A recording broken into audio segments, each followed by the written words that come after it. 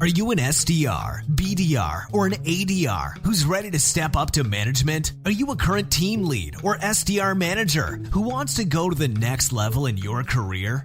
Join Tenbound on July 19th, 2017 in downtown San Francisco for an immersive half-day live training class where we'll cover sales development, culture building, recruiting, team management, metrics, and designing your own career as a sales development professional.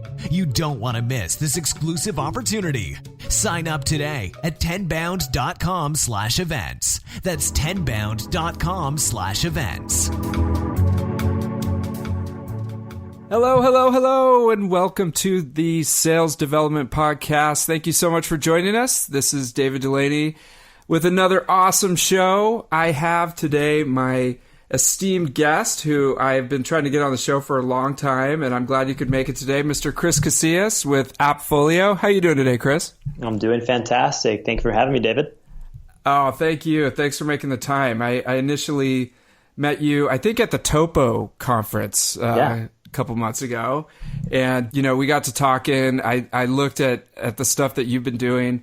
Chris is this director of sales development at Appfolio, where you've been for a while. Chris, could you give the audience a little bit of your background and how you got into sales development?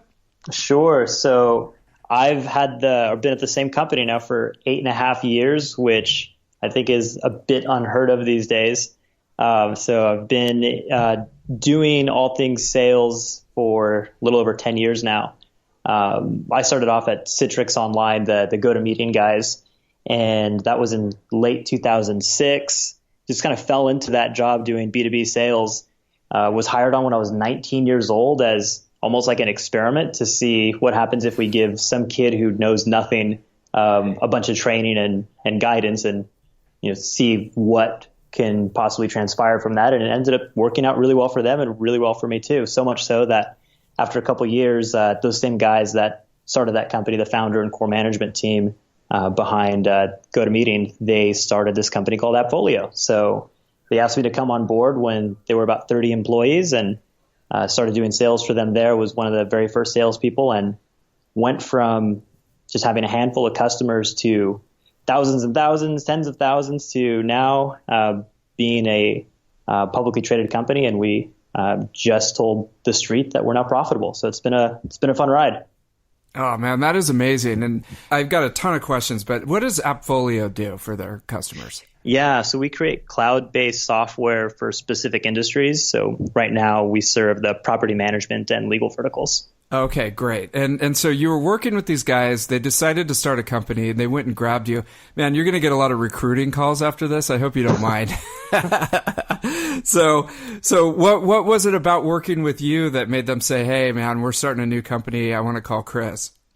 Yeah, well, I certainly think that having the clean slate from the very beginning and then them being able to give me the proper training is really important when you're starting a new company. You want to make sure that the people in the very beginning are properly representing the organization and also are good too. So I had both those things going for me at the time, thanks to a lot of training and mentorship that they had. And one reason I love the sales development role is I get the opportunity to, in a lot of ways, do the same thing that was given to me, all the training and the development that I can now pass on to people on my team now. So I love that opportunity. What a ride. That is amazing. And they went public while you were there. That's right. Okay, so 8 years. I mean, that's from day one. That's amazing. Yeah, it's been fun. So tell me about your sales development team and how you have it structured and how it's set up and how you run it. Sure. So we have a team here in Santa Barbara. We also have a team out in Dallas. And so we have 25 SDRs in total. And so there could be 12 or 13 in any given office at any point in time. And within that group, we have a group that's primarily outbound, and then a hybrid team that works on our larger size customers that they're acquiring. And so after ramping up and being successful on the outbound and on the smaller side of customers, then what they end up doing is graduating into the role that we call ninja. So they end up being sales development ninjas, and they start working on the larger size companies. Oh, okay. That's interesting. So they start out on outbound to the the smaller companies, and that it's more of a high volume activity. That's right. Role, it sounds like. And then once they kind of prove themselves in that respect, then they move up to a hybrid where they're handling inbound and outbound. Is that correct? That's right. Okay. Excellent. And so how does it work? So they get a set of named accounts, for example, and if a lead comes in from any of those, they'll take care of it, and then they'll map it out, to do some outbound as well. They do that, and also the inbound leads that are coming in on that larger segment as well. They're responsible for getting in touch with them, and we like to get a call out to that lead within 5 minutes of actually receiving it. Everyone's seen that inside sales data on the difference between 5 minutes and 10 minutes even in a response. So people typically do that via email. Then a lead comes in and a canned email gets sent directly to the person that just filled out the lead. But what we like to do is we know that time kills deals. So when someone submits a lead, we want to be on that really quickly and start off with the right kind of impression that these companies that are reaching out to us are important, and we want to give them the best level of service we can. Okay, cool. And then what do you guys do with the inbound leads that are coming in from more of the SMB, the lower level ones? Are they it's completely email, or do they get a touch? Those get touches, but they go to our inside sales group. Oh, just directly to the closing team. Oh, interesting. Okay. So this is kind of a different structure than a lot of companies have it set up. Was that a lot of trial and error and trying to figure out what works specifically for your business? Yeah, exactly. And, I think that's something to keep in mind too, is that a lot of times people will get stuck in one particular model and they say, okay, here's how you start an SDR team, and these are the factors that go into it. But you really want to make sure that outside of a starting point that you grow and adapt to what makes the most sense for your particular company. Yeah, no doubt. I mean, I think that's something we talk about a lot, is like people bring their playbook from company to company. It's like it can really crash and burn, right? If you're not looking at the specific results and metrics for your own company and then iterating on those, which sounds like you're doing. Yeah, we always say that the system needs to be serving you. You shouldn't be serving the system. I love that. Because now there's so many different tools and different things that you can plug in for sales development that it's almost, a lot of times it's the opposite of what you're saying. It's like you're trying to feed the system all the time. That's right. Yeah. No, that's amazing. Okay, so cool. So say somebody, they're down in Santa Barbara, which that must be a tough place to recruit from. And they look at the job rec and they look at your profile and they go, dude, I want to work for Chris. Like, what are you looking for? Hopefully, I think that would definitely happen if they saw your profile. What are you looking for in those applicants when they come to you and you want to get a spot on the inbound team or the entry level team? Good question. So, I don't know if it's just us, but something that we've realized is hiring people straight out of college is not our default position anymore. Now if someone just graduated, they have to absolutely impress us in order for us to consider moving forward with them as a candidate. We find that the folks that we're looking for have a little bit more clear direction of what it is that they're looking to do, what goals they have. And we really want to know what's driving them to take this job in the first place. A lot of times we'll ask in an interview that there's two sides of an equation here. There's the side of what you're going to bring to the table for our organization, and then on the other hand, what is it that you're hoping to get out of being here as an employee? What do you hope to get from us? And so we want to see that that's been well thought out. Enthusiasm is so important. That really makes such a difference. When I start to look at some of the nuance of someone who showed really well in an interview then didn't do as well in the real world actually producing, a lot of times we find that enthusiasm has a lot to do with it. So you can imagine when you're getting a call from someone out of the blue that if they sound a bit dull or flat, then that call's going to end pretty quickly. Yeah, and how do you measure that? That sounds really tough because they come in and they're all amped up on Red Bulls and coffee. They've been sitting in the car for half an hour, mainlining Red Bulls and eating Altoids. Just the whole pack of Altoids. And they come into the interview and they're super excited, and they're all enthusiasm and stuff like that. How do you see into, what they're going to be 90 days out in the job? Do you look at the resume? Do you look at the track record? I mean, how do you decipher that? Those are all factors that go into it. We're also really curious to know what that person does to grow and improve outside of the business, right? Like outside of normal office hours, how are they working on making themselves a better version of themselves, really? So that comes across really clear. If it seems like the standard response, if someone isn't really doing that and taking that seriously, is, I'd like to read some blogs every once in a while. Okay, I mean, that's one way to go about it, but it's really interesting to hear what people have to say when you start asking them about growth and development outside of the office. Yeah, it's like, well, I like ESPN and maybe go to the beach every once in a while if I'm in Santa Barbara. Netflix and chill doesn't count. Netflix and chill. No, that's funny. I saw somebody wrote a post. It was like, put on your Netflix clothes because you're going to be watching this all day, right? It's like, oh, God, now we have... That's not going to cut it. Now we have Netflix clothes. But, hey, and by the way, anybody out in Santa Barbara or Dallas who's listening to this and you're interested in Appfolio, if you say that you listen to the Sales Development Podcast every week, I think that would put you, over the top with Chris. So now there's a good example of focusing on growth and development. Nice, right? And then, dude, all I do is CrossFit and I listen to the Sales Development Podcast. Man, I'm just going to crush it. Hired. You're done. Awesome. Here's your headset. Great. Okay. All right. So you found a great person. They're super energetic. They're reading books and they're studying sales development. They come in, they get the onboarding, program. Now, what are you looking for over the next, 90 days, or 6 months, for example, of that person's behavior, action, etc.? Yeah, there's the obvious one about coachability, right? Like someone has to take feedback from their team and also from whoever their leader is well and actually implement it. It's really interesting to me to see that when people on our team say like, hey, I was helping out so-and-so with a call and giving them some advice and they didn't really want to hear it from me.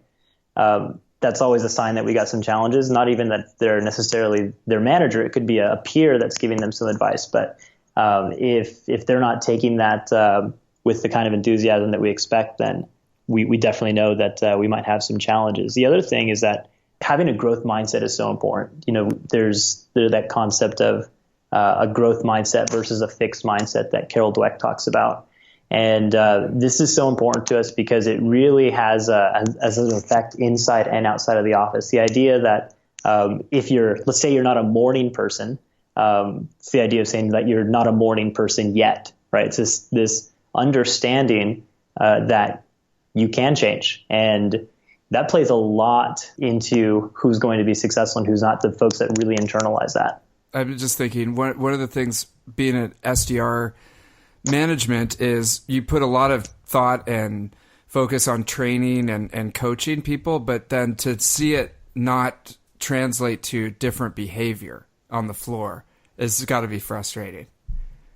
Yeah, and on the other hand, it's so exciting when you see someone have that light bulb go off and then they just get it, or they talk about what their goal is for the week or for the month, and they put a lot of focus into it, and all of a sudden they end up being the one teaching the others on how they're doing it. No, I love that. And so two things. Say somebody, they've been an SDR for a year or two, they've been doing really well, they're ticking all the boxes, and scenario number one, they want to become an SDR manager at some point in the future.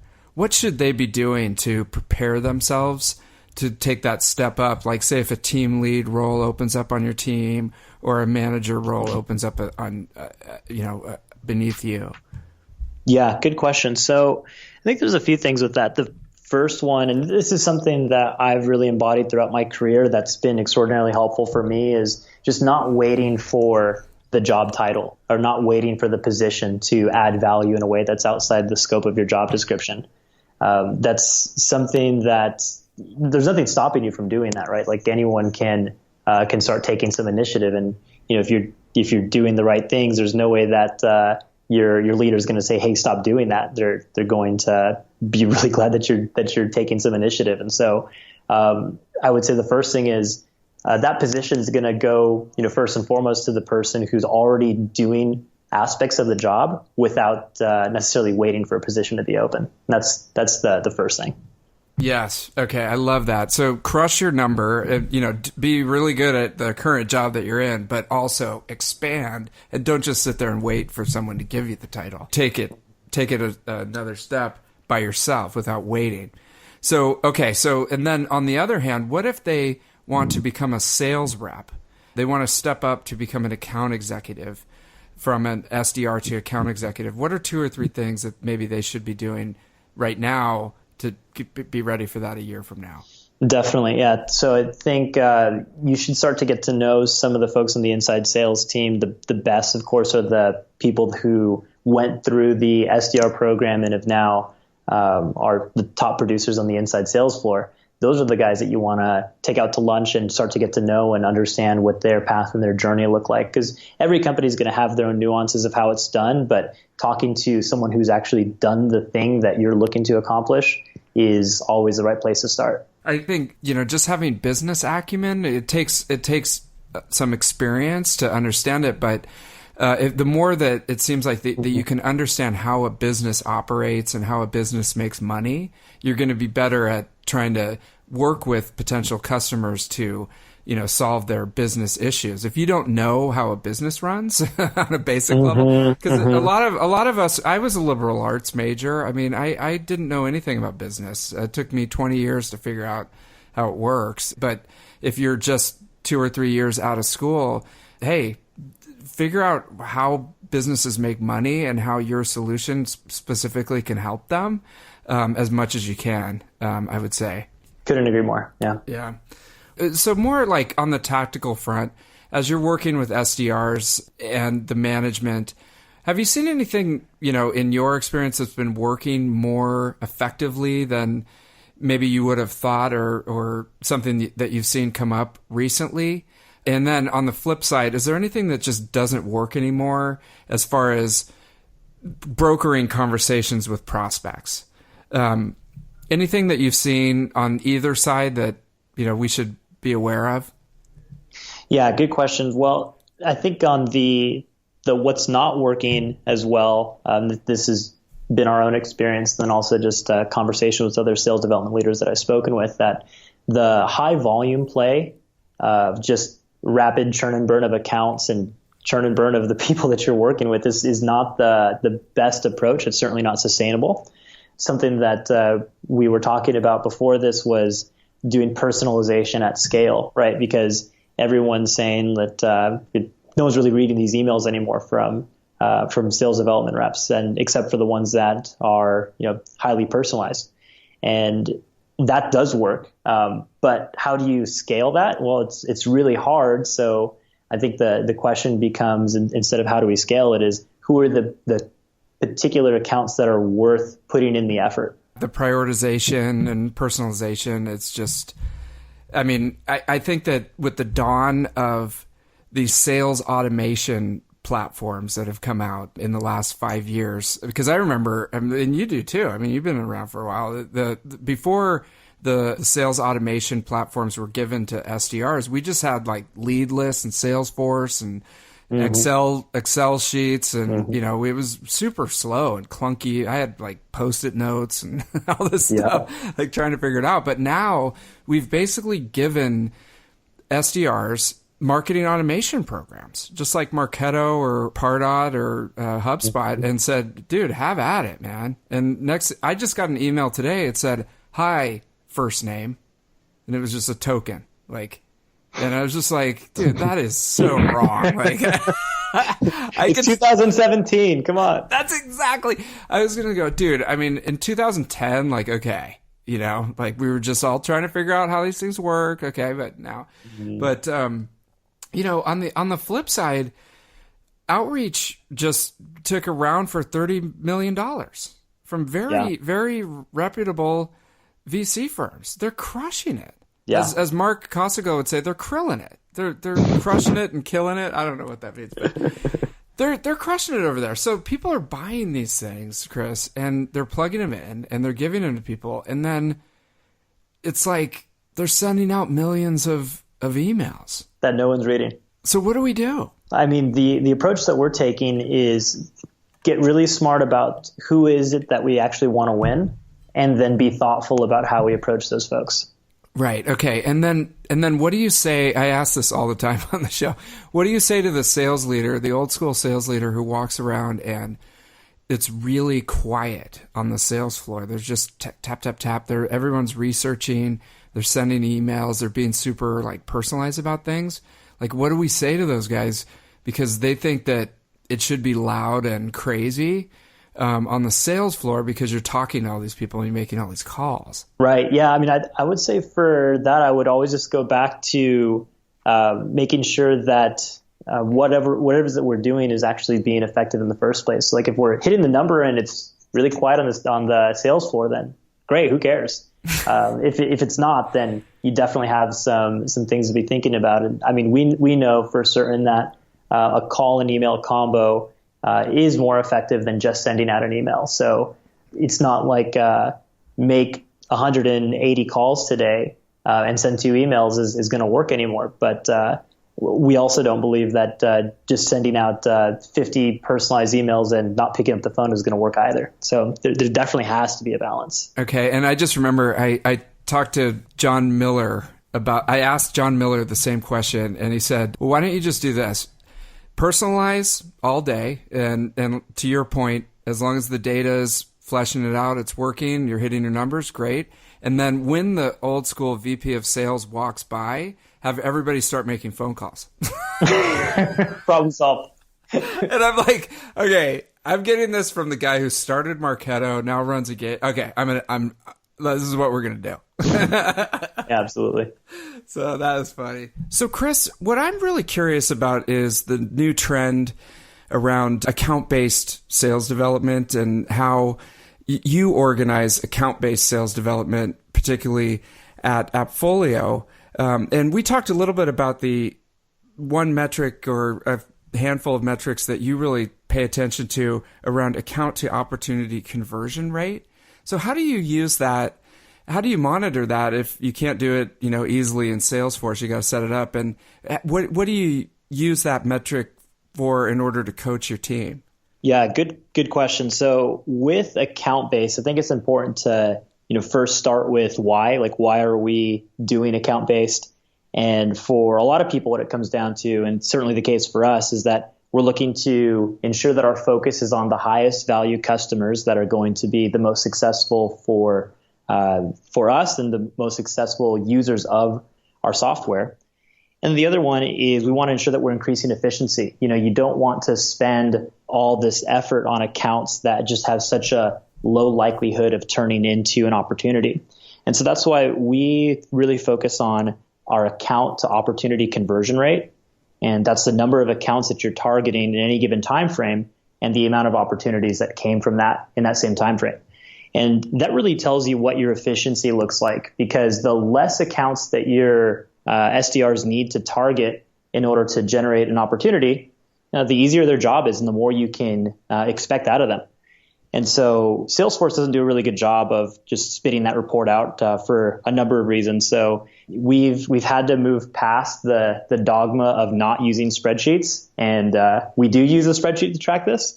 So it's a little blasphemous when you work for a SaaS company yourself, but it is the best way to track this as far as we've been able to find. And I've talked with a lot of other companies about, if they are tracking that. It's pretty rare that they are. And when they are tracking it, they're also using spreadsheets. But once you get it set up, it doesn't take a lot to do. It's just a few seconds, but really insightful as far as ensuring that the strategies that you're putting in place are panning out and resulting in a more efficient process for everybody. Excellent. Okay. So off the top of your head, what does the spreadsheet look like, and how could people potentially set it up, say if they're setting up their account-based strategy for the team and they want to monitor, do we have the right number of accounts on each assigned to each team member? Are they putting the right touches on those? How are those touches converting? How does it look when you sit down,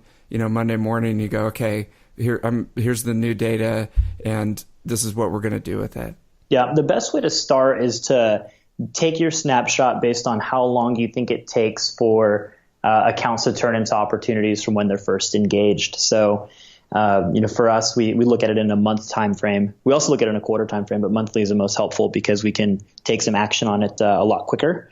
So imagine that you have every single one of your months listed out, and then you are running a report on the total number of unique accounts that your team has hit. And so this is agnostic to the number of touches. You could look at touch conversions as well, but this is just straight up total number of accounts that you've targeted, total number of ops that came out. So you have to run a report to tell you the total number of accounts that have been targeted, the same report or date range for the number of opportunities that came from those accounts, and then that's what you're plugging into the spreadsheet. So it's pretty straightforward. It's just not a lot of people think to track this.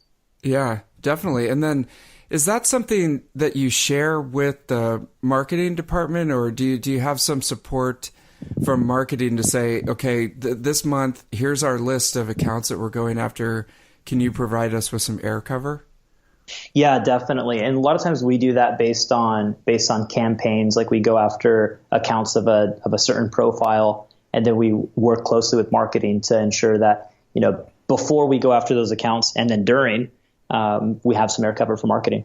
Definitely. Excellent. Okay, cool. And then I know that you have the team stratified, by the, I believe the size of the company that they're going after. And is there a certain number of companies that one SDR is assigned to for the month, and then it kind of rotates as they work those accounts? Well, what we do is we give each SDR a bucket of named accounts. These are accounts in their name that they're assigned to. So in Salesforce, they are the account owner.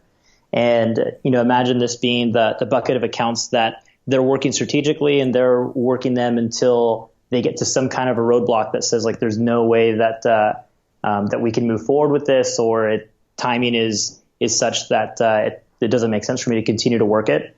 Then those get kicked out of their name, and then we replace them with new ones. But they always have this base of accounts that they have that they're working, and then overlaid on top of that is the different campaigns that we're running in concert with marketing. So you can imagine they have monthly campaigns that they're doing in concert with these named accounts that they're always targeting. Makes sense. Okay, cool. And I'm putting my SDR manager hat back on, and I remember these meetings where the SDRs would come in and say, okay, I called everybody, already at these accounts, like these are done.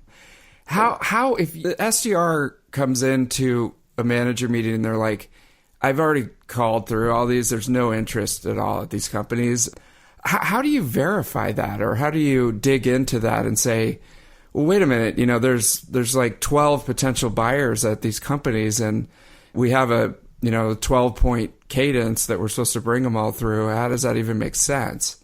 Do you ever have to deal with stuff like that? Yeah, so that's a good one to bring up. So the first thing is having an established framework, so it's really clear what it is that we're expecting of our team to do in these accounts. So there's some folks who have a roadmap of a call, which is really important to make sure that the SDRs are navigating through that call effectively. There also should be a roadmap for an account too. That's how many contacts or what titles or profiles are we actually targeting? How many of them should you target before you move on? In what ways should you actually go about targeting them? Those things should all be documented, and it should be really easy for someone to follow. So it could be a one-pager that's printed out and put on their desk if they want, or we have digital copy too. And it should be really clear to see the if-thens. Like, okay, if this just happened, if the owner just told me to buzz off, like, what am I doing now? So we're taking a lot of that decision paralysis out of the way, because you can really clearly see what happens next. Do the reps follow that perfectly every single time?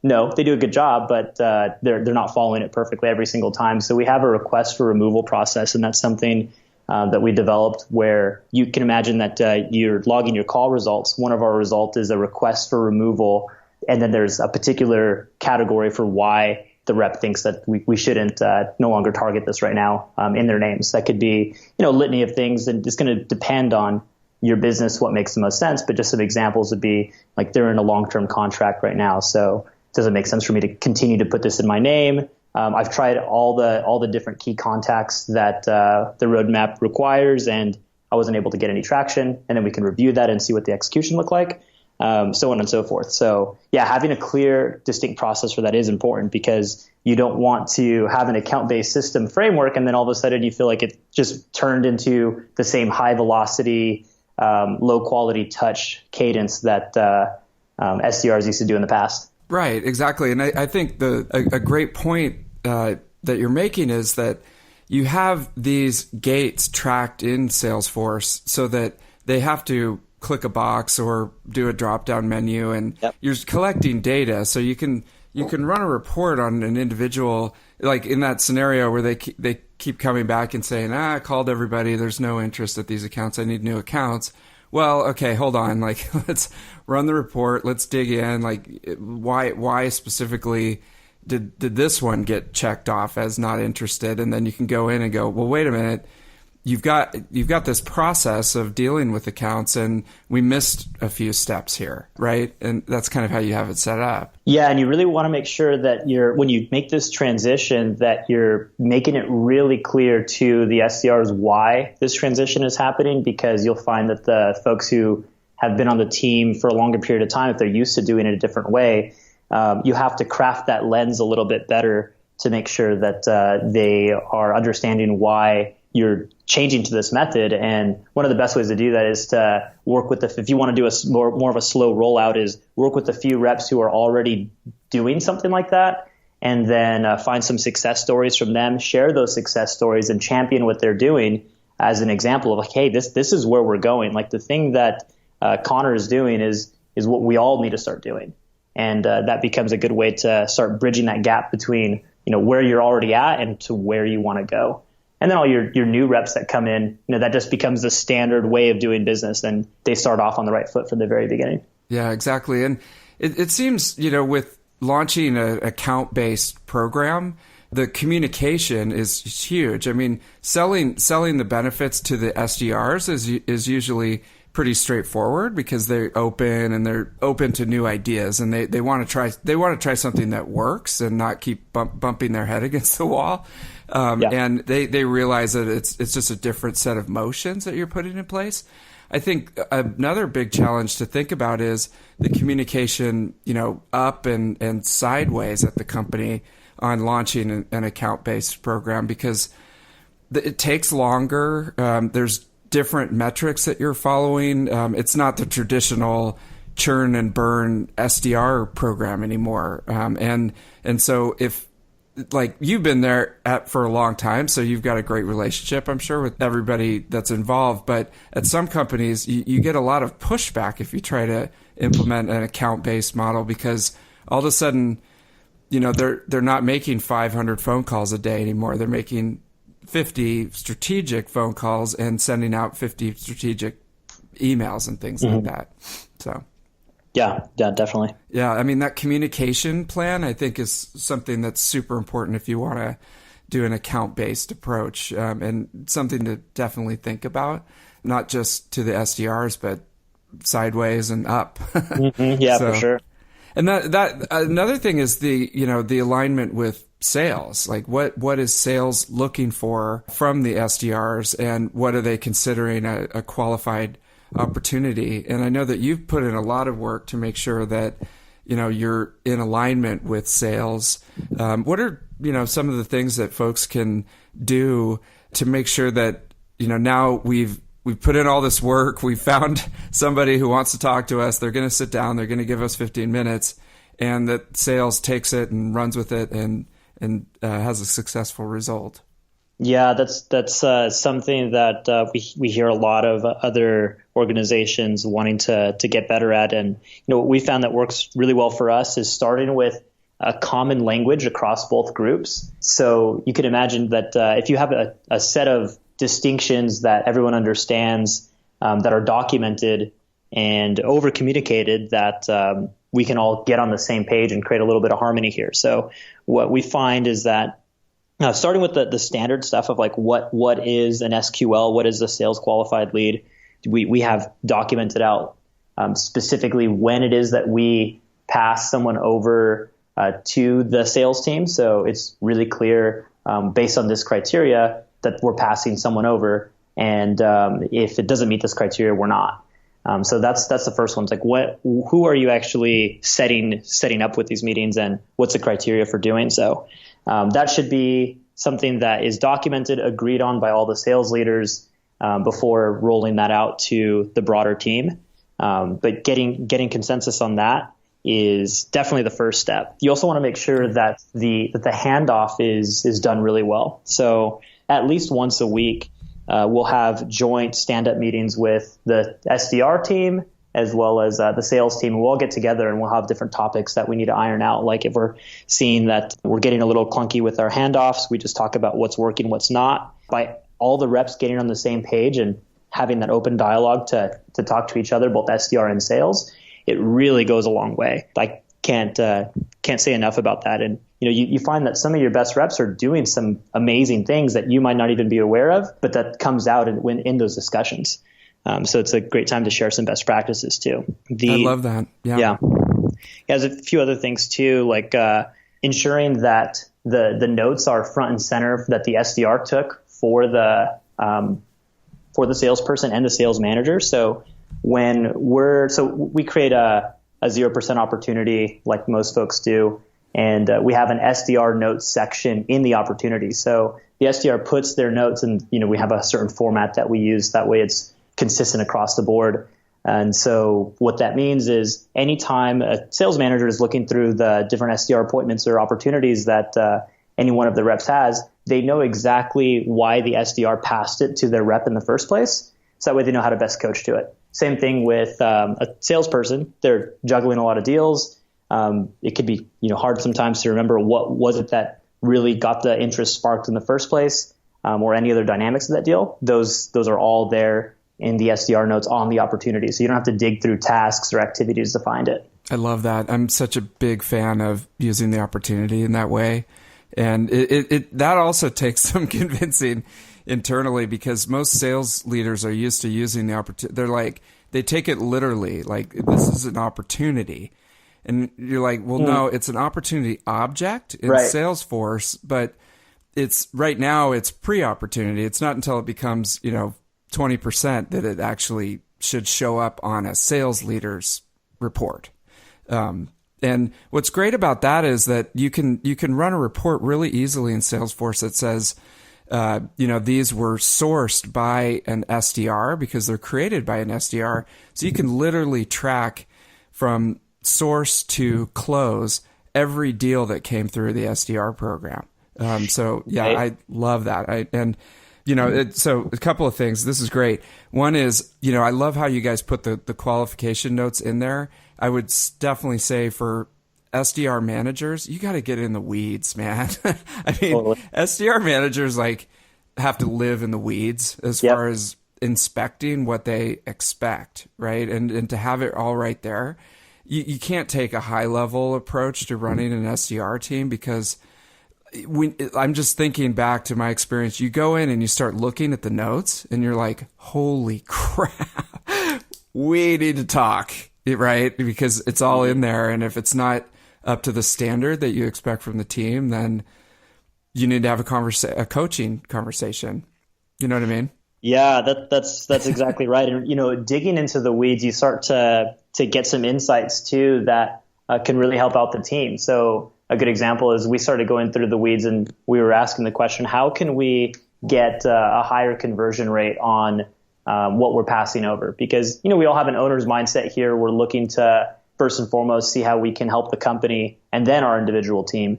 And we saw that conversion rates were good that we were sourcing from SDR to sales, but we knew they could be better. We wanted to push for more. And as we started really digging into the weeds, and because we had those notes front and center, what we were able to do is see really clearly that there were some times that we could really predict when we were going to convert a lead into a closed deal and when we weren't.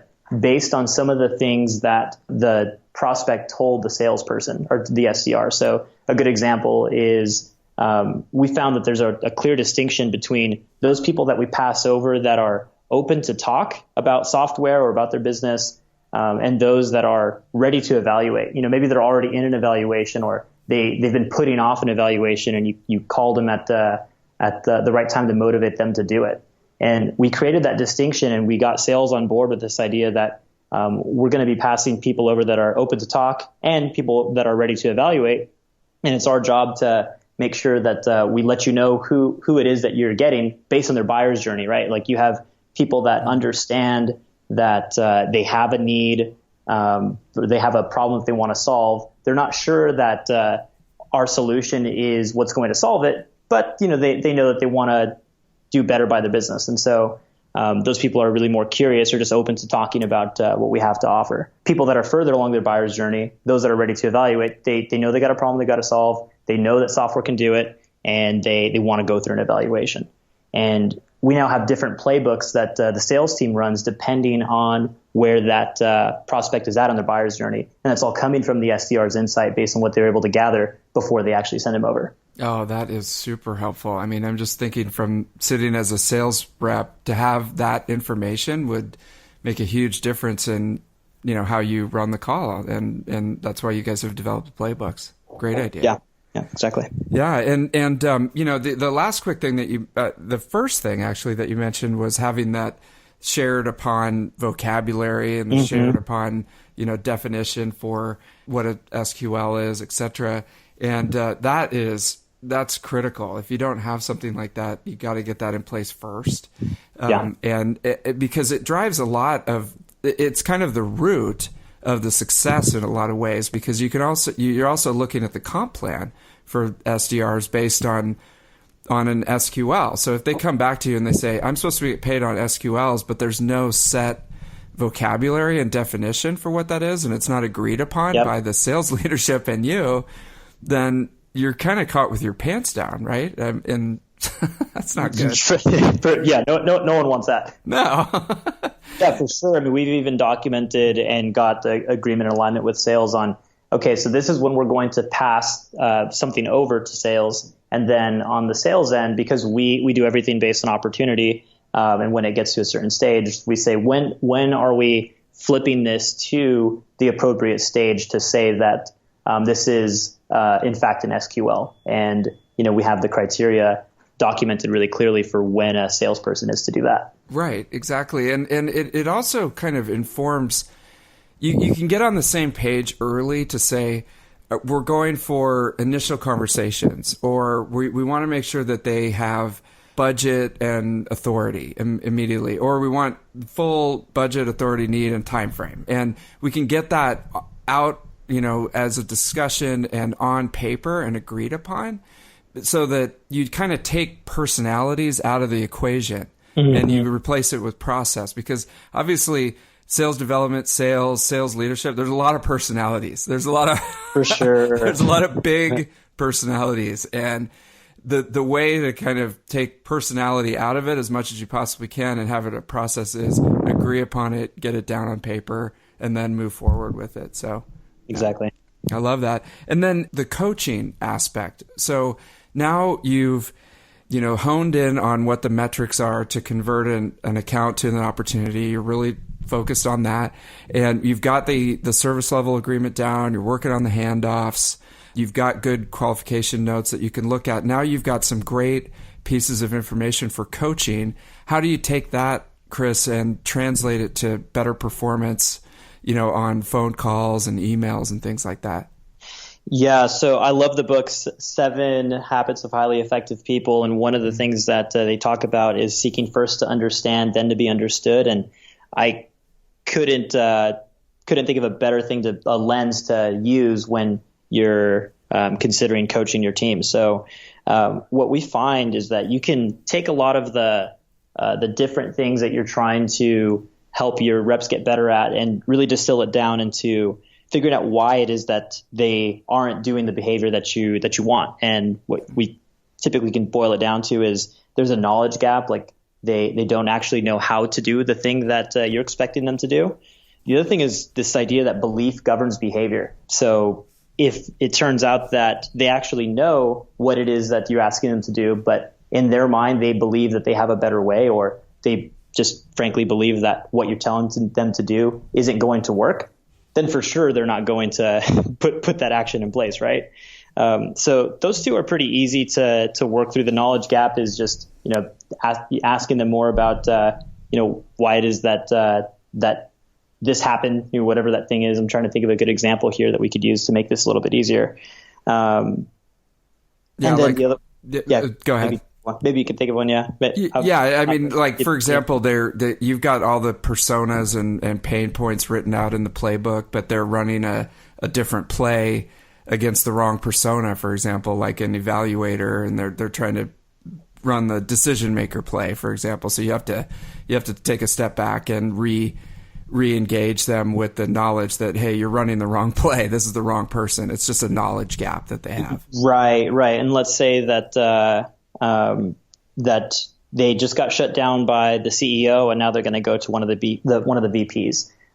If that's part of your account roadmap that you expect your folks to do, but someone's not executing on it, you might find that it's actually a belief. Like they believe, like, look, if the CEO told me no, then there's no point and there's no chance. Mm-hmm. And if that's the case, and we're assuming that this is all coming from the assumption that everything on your roadmap or the expectations that you have are correct and are effective. So I guess we'll just say that that's a given that in this example, then you can say, okay, well, if they believe that it doesn't actually work, then let's show them some success stories of examples of other reps doing this, and build some social proof into the fact that you can go down the ladder if you got shot down from the top, and actually turn that into a workable deal.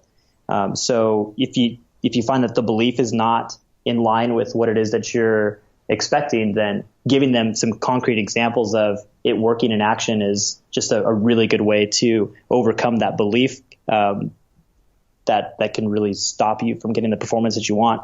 And the last one is, this is kind of an interesting one, is some resistance that they just for some reason can't overcome.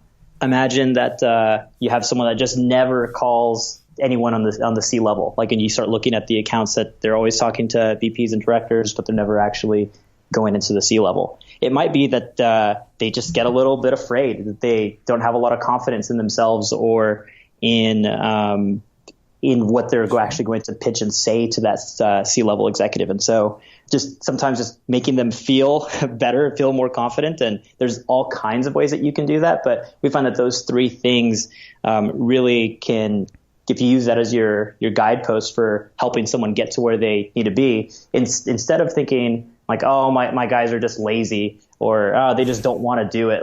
If that's the lens that you're using for coaching your team, then maybe you just got to get better at hiring, because that's not the lens that is going to lead to success as far as we can see. That's excellent. That's kind of lazy behavior on the part of the manager to say, they're lazy. Well, no, dude, maybe you're lazy.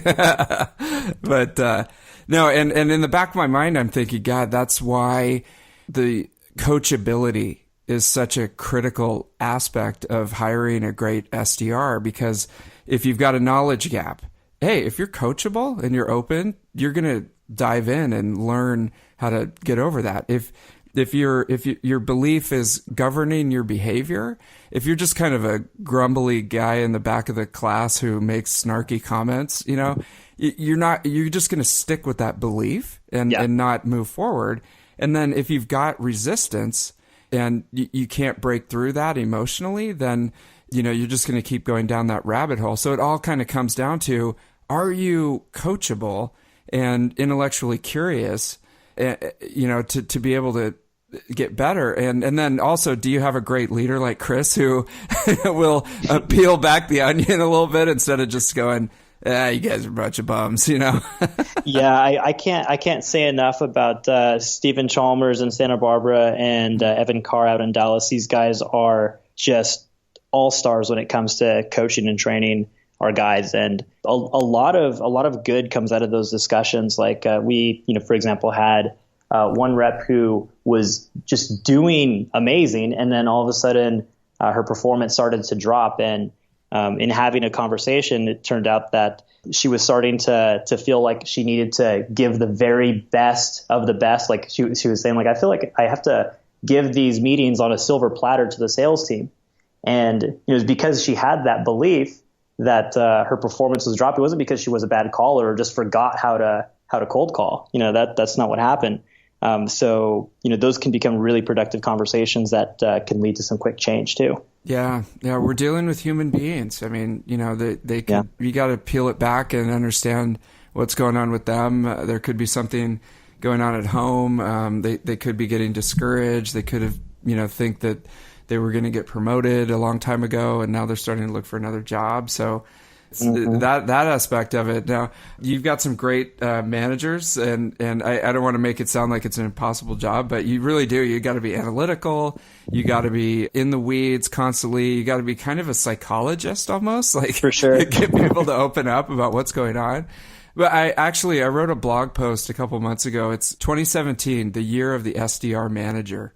And I just give those guys props because their job is tough, and it's also tough to manage managers too. So that's kudos to you, Chris. That's a lot of fun.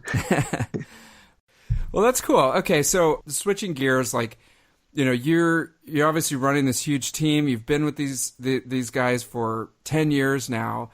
And I know that it must be a really high pressure environment for you. What do you do to let the pressure out a little bit? And I know you've done some traveling, you've done some different things. I don't know what you're doing in your LinkedIn picture, but it looks really interesting. So how do you depressurize in this situation? Yeah, well, I'm at the beach every morning before I go to work. So I wake up around 5:15 in the morning and have a morning routine, and part of that's going for a run on the beach, and the day just does not feel right if I miss that. Nice. Tell us more about your morning routine. How do you kickstart the day? There's some journaling in the morning, usually cracking into a book for 30 minutes or so, run on the beach, make a giant smoothie with all kinds of stuff in it, then usually head off to work. And that whole process is, I'd say by the time I walk in the door right at 8, so it's almost 3 hours of prep before I start my day. But that makes me walk in and feel pretty great. Oh, nice. Okay, so you're controlling that time in the morning. I love that. And so, because at that point, right, any craziness that comes up, it's at least you've already had 3 hours to That's right. focus on Chris for a while first, right? Yeah. The phone doesn't go on until about 7 o'clock. Okay. All right. And then it's on. And then, tell me about your travels a little. You got some crazy stuff on your Facebook. Like where have you been and what have you been up to? Yeah. Well, when I was 18 years old, I decided that every single year I was going to leave the country, at least once. So I've been to, over 35 countries at this point, and got a lot more to go to on the list, but traveling is really important to me. I actually at one point left Appfolio for a period of time, took a sabbatical, and went backpacking around Europe for half a year. So that was a good way to break things up a bit. And the funny thing is that we've had a number of people on our team who have quit to pursue their passions that are just completely outside of sales, but they found that working in this job really gave them the confidence and a skill set to go out and do some of the things they wanted to do. We had actually a couple people quit to go pursue acting. One guy moved from Dallas down to Los Angeles to go pursue that passion. And that's something I actually really love. I love the fact that that you can combine what you do inside of work with what is that you do outside of work too. No, I love that. And you mentioned too before the show that, having that solid basis of sales skills can help you in so many different situations, right? Yeah, even if you're about to get deported from Belize and you got to talk your way out of it. So you never know what's going to come up. Yeah. If you Google Chris and end up on his Facebook page, you'll see exactly what he's talking about. He used his sales skills. And I'm sure that you guys have an awesome, sales training program and SDR training program. So I'm sure that you're an expert there. So what's next? Now you've been working with these guys. They obviously, you've got the track record. You were able to take a sabbatical for 6 months, which is amazing, and then come back and click right back in.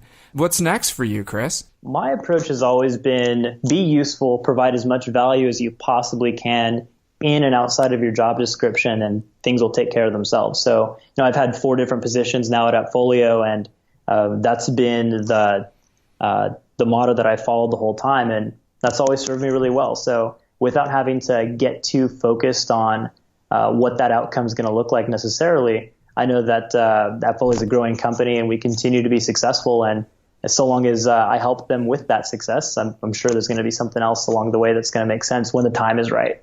Right now, I love what I'm doing, and it's hard to imagine doing something else right now, which is just a great spot to be in. Oh man, it's the perfect storm. I think sales development is one of the most exciting parts of the company to be in right now, with all the technology and the people coming into it and the new strategies, and it's always changing. It's always changing. It's always changing. I mean, you're talking personalization and, blasting people is not working. I mean, there's always something new to learn. So you're in an amazing spot. And, I can just say from running a business for the last few months and man, when you can find someone who is sort of a multi-talented player that you just put them in a role and they can do anything great, that's so valuable. So that's why you're sticking around for so long there, and they're lucky to have you, man. Well, I appreciate that. It's working out for sure on both sides. So one thing that I'll say just before I forget is if you have any SDRs listening, thinking about, okay, like how is this going to make me a better caller? I think there's just a couple things to say. Like one that I hear when reps are first getting started, no matter how many times we talk about it in the onboarding process, is that when you're in one of these calls with the prospect, you really have to focus on the reasons why they should, not the reasons why they shouldn't. And so we call it the silver lining principle. So a good example is you call someone up and you get into a conversation. They say, we looked at you in the past. We really liked what we saw, but it was just way too expensive for us. What happens is a lot of times an SDR wants to immediately start cracking into the questions around why it was too expensive and make that the focus of the conversation. But instead, just taking that silver lining, what you heard is that they liked it and they were interested. So you could say, oh, okay, I can totally hear you. What was it that sparked your interest in us in the first place? And let that be the focal point of the conversation. Let their interest and the reasons that they were looking for a new solution in the first place be what you talk about versus all the reasons why they would not do something. Oh, nice. Dude, I like that. It's like verbal judo kind of, you're using their... Exactly. I actually have a training, and I talk about judo in that training. So that's so funny. That's exactly. Yeah. They're using their power. I mean, and you can either like put all your power behind stopping it or just grab their fist and pull. That's right. Exactly. Nice. I like that. I'm going to use that actually with my kids. Like if they, yeah, good luck. Hey, that's the biggest sales job of them all, man. I got 7 and 4-year-old. Holy cow. But Chris, thank you so much for joining us. This has just been an amazing conversation. I think it's a great roadmap for folks. And, you're definitely someone that's looked up to in our community. So I appreciate you being on the show. And if people want to get a hold of you, check out the video of you detained in Belize. How could they contact you? Yeah, thank you, David. I appreciate that. Yeah, you can find me on LinkedIn, of course, and you can always drop me a note at chris.casillas@appfolio.com. Oh man, dude? That's worth the price of admission right there, man. If you're like, don't be a stranger. Don't be a stranger. Give me a shout. Oh yeah, I mean, if you're down in Santa Barbara or Dallas or any of the sales development leaders that want to connect with Chris, that's money right there. So, Chris, thank you very much, and we'll talk soon. Thank you. Appreciate it. Is your sales development program firing on all cylinders? Are your people, processes, and technology aligned to get you the appointments, pipeline, and closed won you need to be able to hit your goals? Finding experts in the field of sales development is a real struggle, But you have to hit your pipeline numbers today, not sometime in the future when you can step back and take a wider look at your program. Tenbound is ready to help. Head over to tenbound.com for more information and to sign up for a free assessment of your current program. That's tenbound.com.